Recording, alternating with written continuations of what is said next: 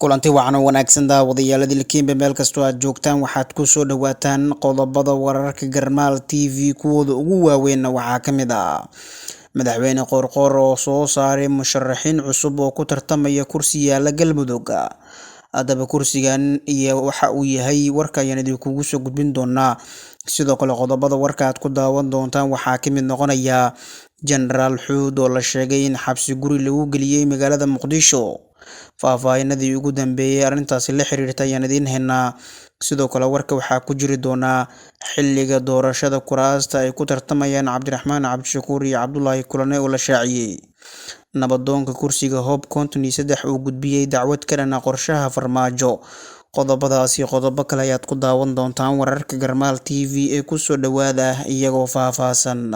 Aynu ku bilownay madaxweyne Qoorqoor ayaa soo saaray musharaxiin cusub oo ku tartamaya kursi yaala Galmudug. Madaxweynaha dowlad goboleedka Galmudug Axmed Cabdi Kaariyo Qoorqoor ayaa waxa uu soo saaray liiska musharaxiinta u tartamaya kursiga ugu dambeeya doorashada golaha aqalka sare ee baarlamaanka Soomaaliya ee deegaan doorashadiisa ay tahay Galmudug. Kursigan oo horey loo doortay waxaa 18 bishii November iska casilay Senator Yuusuf Geelle Ugaas Dhagey oo hadda ah xildhibaan ka tirsan golaha shacabka baarlamaanka Soomaaliya. Farxaan Cali Maxamuud iyo Naciime Yuusuf Maxamed ayaa lagu shaaciyay warqad ka soo baxday xafiiska madaxweynaha Galmudug Axmed Cabdi Kaariyo Qoorqoor inay ku tartami doonaan kursiga aqalka sare ee beesha Duduble. Farxaan waa wasiirka maaliyadda maamulka Galmudug waxaana la sheegay in Qoorqoor uu isaga la rabo kursigaasi. 12 bishii Agoosto ee 2021 ayaa Yuusuf Geelle Ugaas Dhagey waxaa loo doortay kursigan balse 18 November isla sanadkaasi ayuu iska casilay. Yuusuf Dhagey ayaa xilligaasi shaaciyay in sababta uu isku casilay ay tahay in ciddiisa uu markaasi ka dhex sameeyo siyaasad caafimaad qabta balse mar kale ayuu soo qaatay kursiga isla beesha ee golaha shacabka baarlamaanka Soomaaliya. Waa kursigii u dambeeyay doorashada golaha aqalka sare ee baarlamaanka Soomaaliya waxaana horey loo doortay dhammaan kuraasta kale ee aqalka sare. Dhowaan waxaa lagu wadaa in guddiga doorashada Galmudug uu soo saaro jadwalka doorashada kursigaasi. Maamulka Galmudug ayaa waxa uu ka mid yahay maamul goboleedyada dalka ee xilligan sida dardarta leh kaga socota doorashada dalka iyadoona lagu heshiiyay in doorashada xubnaha golaha shacabka la soo gabagabeeyo 25 bishan Febraayo. Waxaana muuqata ififaalo ku aadan in doorashadaasi habsami u socodkeeda sida deegaanada dowlad goboleedyada diyaargarowga iyo weliba habsami u socodka doorashada ay kaga soconayaan xilligan. Dhanka kale Generaal Xuud ayaa la sheegay in xabsi guri lagu geliyay magaalada Muqdisho. Sida ay sheegeen ilwareedyo lagu kalsoon yahay dowladda federaalka Soomaaliya ayaa dhaqdhaqaaqa ka hakisay Generaal Abuukar Xaaji Warsame Xuud oo ku sugan magaalada caasimadda ee Muqdisho. Cabdiraxmaan Xuubey oo deegaanka Ceelgaal ee dowladka Beledweyne loogu doortay hogaamiyaha cusub ee golaha kacdoonka gobolka Hiiraan ayaa waxa uu sheegay in Generaal Abuukar Xaaji Warsame Xuud uu ka xayiran yahay hotel ku yaala caasimadda Soomaaliya ee Muqdisho.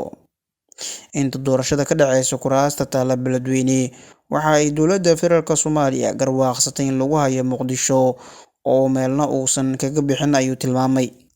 Golaha kacdoonka gobolka Hiiraan ayaa waxa ay u muuqdaan mid la kala furfuray balse waxa ay sheegeen inaysan aqoonsaneen heshiiskii 8 bishan ka dhacay magaalada Beledweyne ee xarunta gobolka Hiiraan oo odayaasha dhaqanka gobolkaasi Hiiraan iyo madaxweynaha Hirshabelle Cali Cabdullaahi Xuseen Guudlaabe ay gaareen.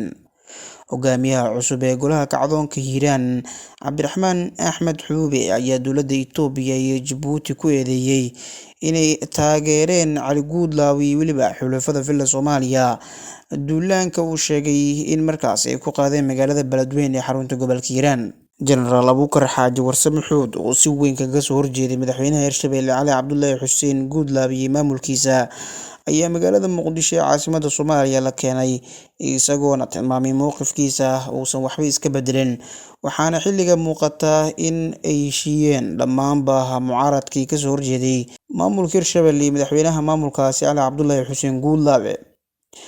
Taliye Nuur Dheere oo ka mid ahaa ciidamada sida weyn kaga soo horjeeday Cali Cabdullaahi Xuseen Guudlaabe ayaa kulan la qaatay madaxweynaha Hirshabelle iyadoona war ka soo baxay xafiiska warfaafinta ee maamulka Hirshabelle lagu sheegay in uu kasoo laabtay gefkii weliba qaladkii uu galay Nuur Dheere xilligan uu ka mid yahay saraakiisha maamulka Hirshabelle ayna wada shaqeynayaan madaxweynaha maamulkaasi Ali Cabdullaahi Xuseen Guudlaawe.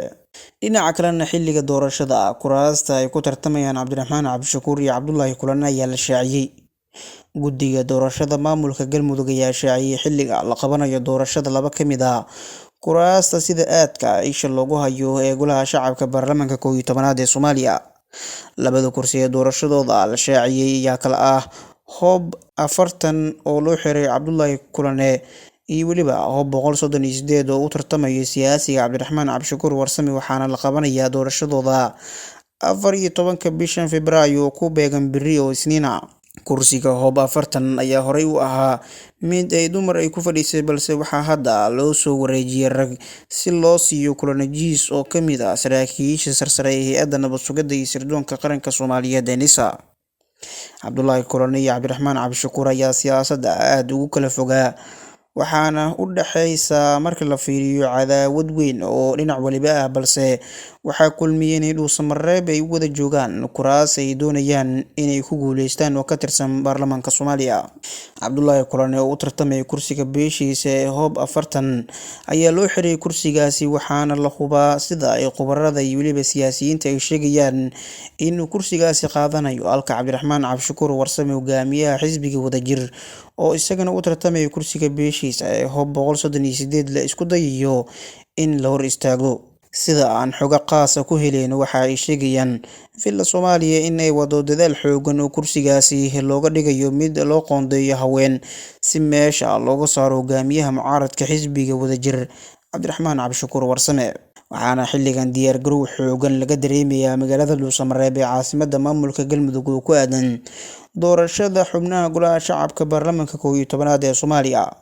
Ilaa iyo hadda kuraasta ugu adag waxa ay taallaa Galmudug, waxaana si gaar ah isha loogu hayaa kuraasta dhowaan lagu dooranayo magaalada Dhuusamareeb ee caasimadda maamulkaasi Galmudug.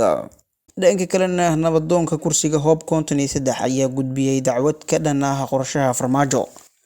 Jaamac Shire Xaashi oo ah nabadoonka jufada Bah Ogaadeen ee beesha Mareexan ayaa bayaan dheer ka soo saaray wax qaybsiga ergadii kursiga doorashadiisa dib loo dhigay ee Hoob 53, kaas oo sida la sheegay uu madaxweyne Farmaajo faragelin uu ku hayo. Madaxweyne Maxamed Cabdullaahi Farmaajo ayaa la sheegay in kursigaasi uu la doonayo in loo xiro Ra'iisul Qorane Abshir oo ah gabar ay qaraabo hoose yihiin, taas oo keentay in si degdeg ah uu markaasi uga soo horjeesto nabadoonka jufada Bah Ogaadeen oo kursigan uu ka dhaxeeyo jufada reer Dalaal ee Mareexan. Nabadoon Jaamac oo qoraalkiisa ku socodsiiyay guddiga xalinta khilaafaadka doorashooyinka dadban ayaa yiri: guddiga sharafta leh, salaan iyo qadarin guddooma, aniga oo ah nabadoon Jaamac Shire Xaashi oo ah nabadoonka beesha Bah Ogaadeen ee Mareexan, waxaan halkan idinkugu soo gudbinayaa cabasho ku saabsan habka wax qaybsiga ergada kursiga Bah Ogaadeen ee Hoob 53 oo deegaan doorashadiisa ay tahay Dhuusamareeb Galmudug, ayuu ku yiri qoraalka. Nabadoon Jaamac Shire waxa uu qoraalkiisa sidoo kale ku soo bandhigay cadeymo muujinaya hanaankii sanadii 2016 loo qaybsaday ergada kursiga jufada Bah Ogaadeen ee Mareexan. Sidoo kalena waxa uu cadeeyay in hadda ay beeshu ogoshahay in waxa loo qaybsado si waafaqsan habraacyada doorashada dadban 2020-2022. Guud ahaan daawadayaal, waxaa intaasi kusoo gabagabeynayaa wararkii aad kala socoteen Garmaal TV. Tan iyo kulanti dambena waxaa idinkaga tegayaa sidaas iyo nabadgelyo.